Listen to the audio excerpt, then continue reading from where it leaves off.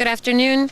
I stand before you as a member of the Yale University community and as a New Haven resident to register my profound concern about reports that the NYPD has conducted surveillance of Muslim student associations on college campuses in the Northeast.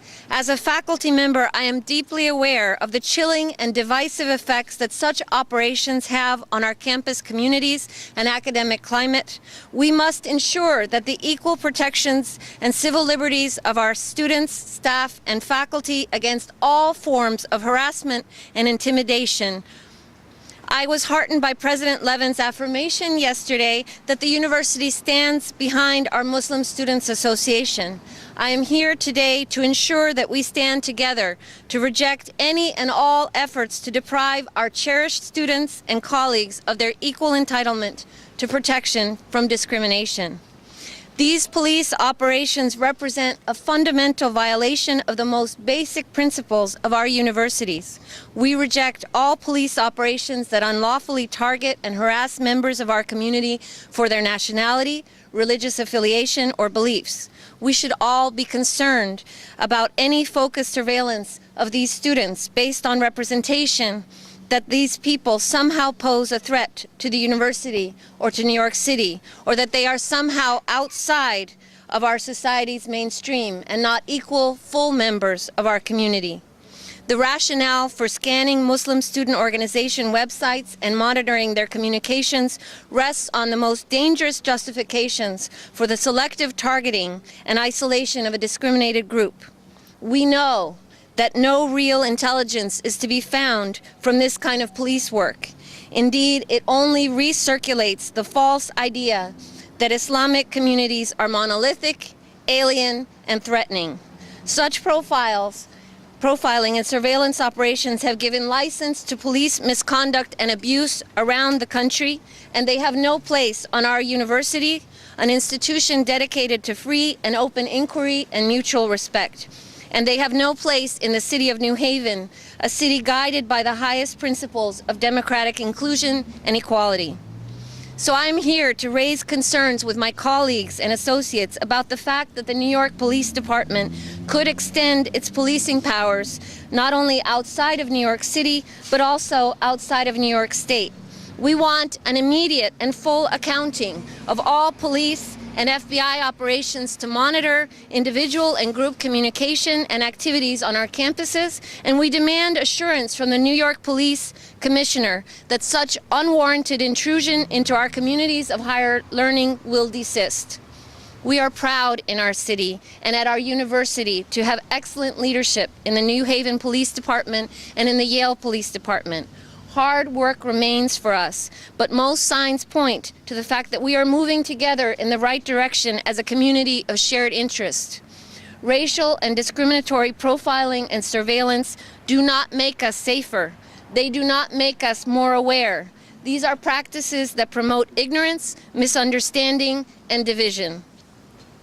Finally, we prize the extraordinary students who enliven our campus life as members of the Muslim Student Association. They are classmates, friends, and students, and their impact is felt not only on Muslim life at Yale, but also in campus athletics, in our scientific laboratories, in our classrooms, in extracurricular clubs, in singing groups, newspapers, and dramatic associations, in our residential colleges, and in our city life. Through our international students, we have built vital connections to other nations, to the institutions of learning and governance, to businesses and social life abroad that enhance our understandings of the broader world. We owe our Muslim students, staff, and faculty a great deal, and we stand by them against any effort to deprive us of their valuable voice in the future. Thank you. Thank you, Professor. As some of you might know, that the latest activities by the NYPD is not isolated. We know by a week and a half ago that there was other reports that the NYPD was also surveying some of the Shia communities in Connecticut, specifically in West Hartford. So with us is Imam Kashif. He will be speaking on behalf of the leadership of the Muslim Council. Good afternoon. My name is Imam Kashif Abdul-Karim, and I'm representing the Newland Council of Masajid, the Leadership Council for Connecticut Masajid, and the American Coalition for Good Government. I'd like to say the following abbreviated statement. We first of all like to recognize that this incident is not just an incident that is happening to the students at Yale. This is an incident that has happened to many of our students across Connecticut, Massachusetts, and New Jersey. Many of these students that we're talking about, we are the parents of these students. These are our children. These are the students that we consider the best of our community. And we, the people in this particular group, support the efforts of law enforcement to provide safety for our community, but we do not support the violation of basic human rights that all Americans deserve. We are part of this country, want the best for our country. We believe in the freedom of religion and seek to fulfill that dream. We hope that NYPD's investigation does not impede this right and doesn't create a hostile environment in the Northeast. The students appear to be targeted only for their religious affiliation and their student group involvement. The Muslim community is very disturbed because the students being investigated are among the best of our community. They are intelligent, religiously invested, and generally well balanced in their religion. They are involved in wonderful community service projects throughout the Northeast. They're working in the community shelters, soup kitchens, and providing programs that show the positive aspects of Islam. They're active in interfaith programs and continually show how Muslims can work together with other faiths. So we, the Muslim community, call on our governor of Connecticut to help us uphold the freedom of religion, the pursuit of happiness, and the God-given right to exist without living in fear. We ask our aldermen, city councils, mayors, and police departments to tell us their position on this investigation, particularly in Bridgeport, New Haven, Hartford, and Storrs. Some people may downplay this particular issue and not understand the seriousness of this matter. But we just want people to imagine if this was your children being targeted for their faith and their student involvement, what would you do? Before I go to the legal director of ACLU to talk about some of the steps that we've taken and some of the steps that we're going to be taking before, I would like to bring Denisa. She's representing a coalition of more than 30 organizations that came together last weekend. And we actually had some speakers from New York who spoke about some of the violations of NYPD in New York area. So, Denise. Recent reports by the NYPD spying on Muslim students and their organizations are a continuation of the trend of anti-Muslim measures that most recently reached their peak.